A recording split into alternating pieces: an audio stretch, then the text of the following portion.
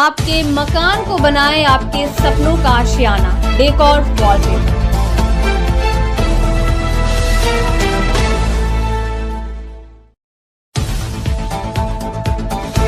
बुधवार को मुर्गासोल की रहने वाली शुक्ला भट्टाचार्य अपने बेटे के साथ आसनसोल नगर निगम आई थी।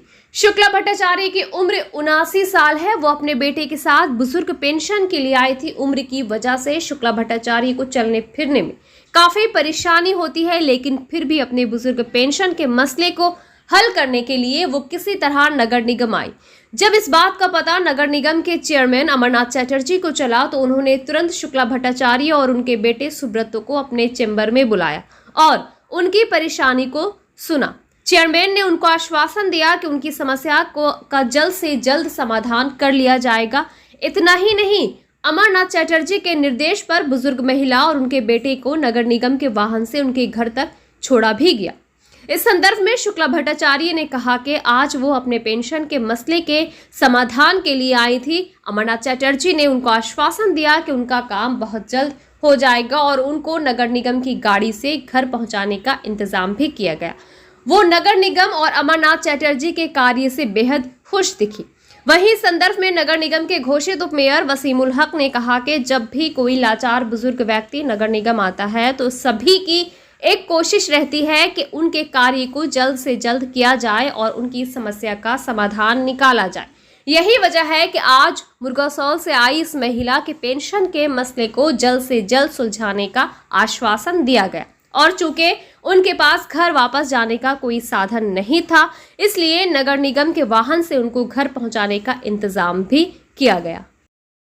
तो আমাকে উনি বলেছেন অমর চ্যাটার্জি যে আপনারটা হয়ে যাবে আর আমাকে উনি বাড়িতে পৌঁছে দিবেন। মানে আমার এই অবস্থা দেখে। কত বয়স হবে? আমার বয়স এখন 79, মানে 77, তবে আমার ইসে ওসব ভুল আছে 2 বছর। যাই হোক 79 করা আছে, 79ই বলছি। কি পেনশনের জন্য এসেছেন? কিসের পেনশন? বার্ধক্য ভাতা। কি নাম আপনার? শুক্লা ভট্টাচার্য। কোথায় থাকেন? মুরগাসোল। আমি এসেছিলাম আমার মায়ের পেনশনের জন্য। কাজ হলো আপনার? না, কাজ হয়ে গেছে মোটামুটি। অমর চ্যাটার্জি কালকে করে দেবেন বলেছে। কি বললেন এখন আপনারকে? কি বললেন আমাদের কর্পোরেশনের গাড়িতে দিয়ে বাড়ি পৌঁছে? হ্যাঁ, গাড়ি এখন হ্যাঁ উনি বললেন পৌঁছে দেবেন। এখানে ভালোই ব্যবস্থা সব কিছু ঠিকই আছে, কোনো অসুবিধা নেই। আপনার নাম? আমার নাম জ্যোতি শুভ্র ভট্টাচার্য। আমার মা শুক্লা ভট্টাচার্য। কি নিয়ে সমস্যা নিয়ে এসেছিলেন? ওই পেনশনের ব্যাপারে। বার্ধক্য ভাতা। देखिए, हम लोग जनता का आशीर्वाद लेके जनता का सेवा के लिए नगर निगम से हर तरह का सेवा दिया जाता है। अब एक विकलांग व्यक्ति या वृद्धा या विधवा जो भी इस तरह का माजूर आदमी जो है कॉरपोरेशन में आता है, ऐसा लगता है कि इसको बहुत सहायता का ज़रूरत है। जितना हद तक मुमकिन है कोशिश किया जाता है। ये हम लोग कॉरपोरेशन का तरफ से उनको लगा कि उनको भेजने के लिए उनके पास में गाड़ी मतलब जाने के लिए कोई साधन नहीं है, इसलिए पुर निगम का गाड़ी कैसे उनको उनका घर तक छोड़वा दिया गया और उनका जो जिस काम के लिए पेंशन के लिए स्कीम के लिए आया है, आप लोग को मैंने आप लोग को ये सूचना दिया जा रहा है कि उसका काम भी जितना जल्द से जल्द होगा सो करते हैं। रानीगंज के एनएसपी रोड निवासी एक व्यक्ति और उनकी पत्नी ने पारिवारिक दुकान को लेकर उनके परिजनों द्वारा परेशान किए जाने का आरोप लगाया है। इस संदर्भ में इस दंपति ने प्रशासन के हर स्तर पर गुहार लगाई, लेकिन जब कहीं से कोई समाधान नहीं निकला तो आखिरकार उन्होंने आज मीडिया के सामने अपना दुख बयान किया। एड्रेस एक्चुअली मैटर হচ্ছে আমাদের পৈতৃক এক দোকান আছে, শ্বশুরের যেটা করতেন ভাড়ার মধ্যে পলিসের শপ, 75 বছর পুরনো দোকান। সেটা হচ্ছে শ্বশুরমশাই করতেন এবং ওনার 3 ছেলেই কাজ করতেন। 3 ছেলে কাজ করার পর বড় খুব কম কাজ করতেন, আমার হাজব্যান্ড এবং আমার মেজো শ্বশুর কাজ করতেন তখন পলিসের দোকানে।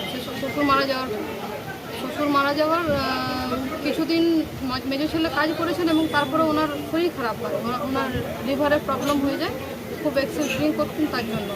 তখন থেকে উনি অনেকদিন কাজ করতে বুঝতে পারেননি। তখন আমার হাজব্যান্ড দোকান সামলাতেন। কিসের দোকান ছিল আপনার? কাঁচা পলিশ করা হতো। ওটা হচ্ছে আমাদের NSB রোড নিয়ার হচ্ছে জাভেদ হাবিবের উল্টো দিকে নাথুবাবুর দোকান পাশের দোকান। পলিশ করার সময় উনি 98-এর আগের থেকে আমার হাজব্যান্ড ওই দোকানে দেখাশোনা করছে। তখন আমার ভাসুর বুঝতে পারতেন না, খুব শরীর খারাপ ছিল।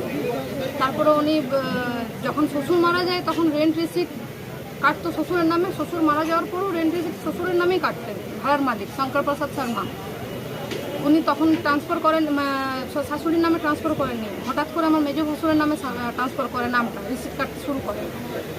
বড় ভাসুরের নামেও করেন না এবং এনার নামেও করেন না যে চালাচ্ছিল। তো আমরা ওটা অবজেকশন করেছিল আমার হাজব্যান্ড ওটা এবং আমার ননদরা, আমার 4 ননদ আছে বড়, ওনারাও অবজেকশন করেছিল। তখন বললো না কি আসে যায়, তোর মেজো শ্বশুরের নামেই থাকতে দে, কাজ তো তুইই করবি। অতদিন ধরে করছে। কিন্তু যখন মেজো ভাসুরও যখন 2008 সালে মারা যান, তাও কিন্তু উনি লেটেও লিখেন না রিসিটে। উনি ওনার নামেই রিসিট কেটে যান এবং এই রিসিভ করেন। প্রত্যেকটা রিসিটে কিন্তু ওনার নাম লিখে দিয়েছে, রিসিভ পে করেছে, টাকাই পে করেছে। এমনকি টাকা অনেক সময় ব্যাংক মারফতেও দেওয়া হয়েছে, সেরকমভাবেই পাঠানো হয়েছে। কিন্তু এখন উনি বলছেন হঠাৎ করে আগের বছর লকডাউনের পর 4 জুলাই আপনার হাজব্যান্ড যখন দোকান খুলতে যান, যখন মারা গেছেন তখন আপনার কার নামে হতো? মারা যাওয়ার পরও আমার ভাসুর নামেই করে তো তখন আপনারা অবজেকশন করেন না আমরা কেন? অবজেকশন করেছি। আমার অবজেকশন ওনারা মানে হাজব্যান্ডের অবজেকশন শুনেননি। অবজেকশন শুনেননি। ওনারা বলছে তোরই তো দাদা, চালাবি তো তুই, রইতে দে। কিন্তু ওনার ভিতরে ভেতরে এরকম প্রবলেম ছিল, কি করছিল আমরা কিছু বুঝতে পারিনি। আর ইলেকট্রিক মিটার ছিল শ্বশুরের নামে, ওটাকেও বুদ্ধি করে ট্রান্সফার করে নিয়েছে। আমার মানে শিফটিং করাতে দেওয়া হয়েছিল। শিফটিংয়ের জায়গায় উনি আমার জায়ের নামে করে দিয়েছেন, সেটা বিনা এনওসিতে। আমরা সেটা ঘৃণাক্ষরও জানি না। তারপরে আগের বছর যখন দোকান খুলতে যায় লকডাউনের পর, আমার হাজব্যান্ড তখন ভাড়ার মালিক খুব ঝামেলা করে আমাদেরকে, মানে গায়ে হাত তোলে, আমারও ওপর ওরও ওপর, বলো না তুই দোকান খুলতে পারবি না, এই দোকান তোর মেজো বৌদি। আমরা বললাম দেখো এটা যদি ফ্যামিলি আমাদের ম্যাটার চলছে, কিছু ঝামেলা চলছে, ম্যাটারটাকে আমরা বসে ওটা বুঝে করবো, আপনি কেন মাঝে বলছেন। তখন উনি কিছু পার্টির ছেলেকে ডেকে দিলেন। ওনারা হচ্ছেন অজয় মণ্ডল, মৃতুল এবং প্রলয় মাস্টার, ওনার টাইটেল জানি না, ইন্দ্রজিৎ চক্রবর্তী, আরও অনেক অন্যান্য ছিলেন, আদার্স আরও ছিলেন। কোন পার্টি ছিল? ওনার টিএমসি। তো যখন আমরা বললাম তখন বলছে কিনা তাপসদা আমাদেরকে বলেছে দোকানটা, তখন ওনারা বন্ধ করে চাবি লাগিয়ে বলো কি তুমি খুলতে পারবে না। পুলিশ এলো ওখানে, পুলিশকেও বললাম, তখন পুলিশ বলছে কিনা চেয়ারে লাগিয়ে বস করে দিলেন দুজনকে, অজয় মণ্ডল আর মিতুলকে, যে যদি তালা, গোপীনাথ কর্মকারকে বলে দিচ্ছি যদি তালায় হাত দেয় তাহলে কিন্তু বুঝে যাবে কী হবে। আর তোর যেখানে যাবার আছে যা, তোর যে বাপের কাছে যাবার আছে যা, কিছু করার নেই। তো আপনার এটা নিয়ে কোনো জায়গায় 4 জুলাই, হ্যাঁ, আমরা এটা নিয়ে সিপিকে লেটার করেছিলাম। ওই লেটারও আমার কাছে আছে। সিপিকে লেটার করার পর ওখানে কাগজ এসেছিল, কিন্তু তারপরে থানার থেকে কোনো অ্যাকশন হয়নি। তারপরে আবার হঠাৎ করে এই আগে বৃহস্পতিবার 19 তারিখ আবার ওই দোকান নিয়ে ওই ছেলেরাই যারা লাগিয়েছে তারাই আবার নতুন করে চাবি ভেঙে, এবং আমার যে শ্বশুরের মশাই যে চাবি লাগানো ছিল, যে পুরনো চাবি, সেগুলোকেও ভেঙে আমার জায়ের মেয়েকে জোরজবস্তি, ইন্দ্রজিৎ চক্রবর্তী এবং অজয় মণ্ডল আর মিতুলকেও এরা জোরজবস্তি, মেন হচ্ছে চাবি ভেঙেছে ইন্দ্রজিৎ চক্রবর্তী, দিয়ে এর বৌদিকে আর ভাইজিকে ঢুকিয়ে দেয়, পূর্ণিমা কর্মকার এবং পৌলমী কর্মকার। ওটা শুনতে পেয়ে আমরা যখন যাই তখন আমাদেরকে ঠেলে বের করে দিচ্ছে, বলছে কি তোরা কেউ নয়, এই দোকান থেকে বেরো, তোদেরকে দোকান খুলে দিলাম, তোরা চাল। তো আমরা বললাম এটা তো কোনো বিচার হলো না, শ্বশুর মশাইয়ের দোকান, আপনারা বসে বিচার করুন। আমার বড় ভাসুরেরও ছেলে আছে, ওনাকেও ডাকছি, বসে মিটিং করুন না, কিছু শোনা যাবে না, আপনারা যা করার আছে MLA-র অফিসে যান। আমাদেরকে জোর করে MLA-র অফিসে নিয়ে গেল। MLA-র অফিসে যখন গেলাম তখন তাপস ব্যানার্জি বলছে এনাদেরকে কে ডেকেছে, আমার হাজব্যান্ডকে বলছে আপনি কেন এসেছেন। তখন বললাম আমরা এসেছি, আমরা বিচারের জন্য এসেছি। তখন আবার উল্টো উনি ইন্দ্রজিৎ চক্রবর্তী বলছে এই চাবি দিয়ে দেয়, পূর্ণিমা কর্মকারকে চাবি দিয়ে দেয়, এদেরকে ছেড়ে দেয়, আপনারা বেরিয়ে যান। মানে আমাদের কুকুরের মতো ওখান থেকে তাড়িয়ে দিল তখন তাপস ব্যানার্জি। তখন আমরা বললাম আপনি ফার্স্ট, আমরা আরেকবার ওনার কাছে গেছিলাম, তখন উনি কাগজপত্র দেখে বলেছিলেন যে পৈতৃক সম্পত্তি সবাইকে অধিকার আছে, ওটা আপনারা বসে মিটিং করেন। তখন উনি পাঠিয়ে দিয়েছিলেন ACP স্যারের কাছে। ACP স্যারও কিন্তু বলেছিলেন যে না, আগে দোকানের ম্যাটার না, আগে আপনারা বসে ওগুলো মীমাংসা করবেন। ওই ম্যাটারটা যাওয়ার পর এখন আবার তাপস ব্যানার্জি বলছেন না বড়বাবু এটাকে হ্যান্ডেল করবে। বড়বাবু এখনও অবধি আমাদের কিছু ডাকেননি, কিন্তু দোকানটা এখনও তালা বন্ধ হয়েছে এবং থার্ড পার্টিরও কাছে চাবি রয়েছে, না আমাদের কাছে আছে না ওনার কাছে আছে। এখন সেই খালি জায়গাটাতে চা দোকান, ওটাকে মানে চা দোকান করে বসে আছে, তালাগুলো ভেঙে কাঁচা মাটি যেটা ছিল আমার শ্বশুরমশাই ওখানে মানে উনুনের ইয়ে করে গলায় করতেন, ওই কাছেটাকে পাকা করে দিয়েছে। ওখানে আমার যাকে এখন একটা টেবিল দিয়ে বসাচ্ছে, মানে দখল করে রাখার জন্য এই 1 সপ্তাহ ধরে। এবং আমাদের কোনো মানে কিছু শোনা হচ্ছে না, আমরা যেখানেই যাচ্ছি বাস একটাই কথা, এমএলএ স্যার আছে, এমএলএ স্যার আছে, আমাদের এটার কোনো বিচারই হচ্ছে না। এবং আরেকটা জিনিস, এই সব ঝামেলার মধ্যে আমার বাড়িতেও সুট ফাইল করা হয়েছে, বাড়িতেও ইঞ্জেকশন ছিল, বাড়িতেও এরা জোর জবরদস্তি 8ই অক্টোবর কিছু 60-70 জন মহিলা এবং ছেলে নিয়ে, আমি বাড়িতে ছিলাম, আমি 2 ছেলে ছিল, আমার দিদা ছিল এবং আমার যে রান্না করেন সেই মাসে আমার হাজব্যান্ড সেদিন কোর্টে ছিলেন এখানে, জোর জবরদস্তি মারপিট করে আমাকে ওরা জোর জবরদস্তি তালা ভেঙে, এবং আমার বাসনের সব আছে ওনার, আমার হাজব্যান্ডের পার্সোনাল, সেই বাসনের সব উপরে গোডাউনে মাল থাকতো, সেই তালা ভেঙে অনেক মানে 2.5-3 লক্ষ টাকার মালও চুরি করেছে এবং জোর জবরদস্তি ওদেরকে ঢুকিয়ে তো দিয়েছে। এটা নিয়ে এফআইআর করেছেন আপনারা? এফআইআর করা হয়েছে এবং কোর্টে ওটার নিয়ে কেসও চলছে। রানীগঞ্জেও এফআইআর করেছে এবং ডিসিপি কন্ট্রোল রুমেও এফআইআর করেছে, আমার সব পেপার আছে, ঠিক আছে। কিন্তু এগুলোর কোনো আমরা রেজাল্ট পাইনি। আমি অনেক দৌড়েছি, আমি ডিএসপি অফিসেও গেছি এবং বড় যখন এফআইআর করেছে তাদেরকে ধরেছে পুলিশ? না, কিছু হয়নি, কোনো তদন্ত হয়নি। বলছে ওরা বলছে আমরা কিছু করতে পারবো না, কাগজ দেখে বলছে আমরা কি করবো, আপনারা কোর্টে যান। কিন্তু তখন কোর্ট বন্ধ ছিল, আমরা 1 মাসের জন্য পুজোর সময় 8 তারিখে ঘটনা, 8 তারিখেই কোর্ট বন্ধ হয়েছে। আমি 3 দিন ডিসিপি স্যারের কাছে এসেছিলাম, কিন্তু সবাই বলছে যে পুজোর সময় ডিউটিতে আছেন। আপনি যে কমিশনারের কাছে কমপ্লেন করেছেন ওটা ভালো করে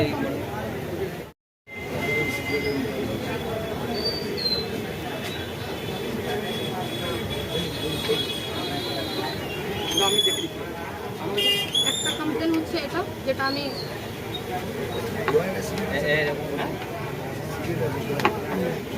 যেটা আমি সিপিকে এবং হিউম্যান রাইটস সবাইকে পাঠিয়েছিলাম। এটা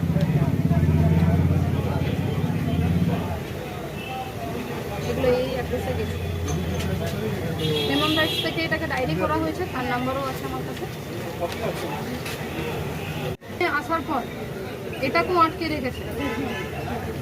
ইন্দ্রজিৎ চক্রবর্তী, অজয় মণ্ডল, এরা যে ট্রেড লাইসেন্স ডিপার্টমেন্টে কাজ করে, পারিজাত চক্রবর্তী, ওনাকে হুমকি করে এটাকে আটকে রেখেছে, যেটা আসার ছিল। এটা অরিজিনালটা এসে গেছে, আমার কাছে মেসেজ আছে।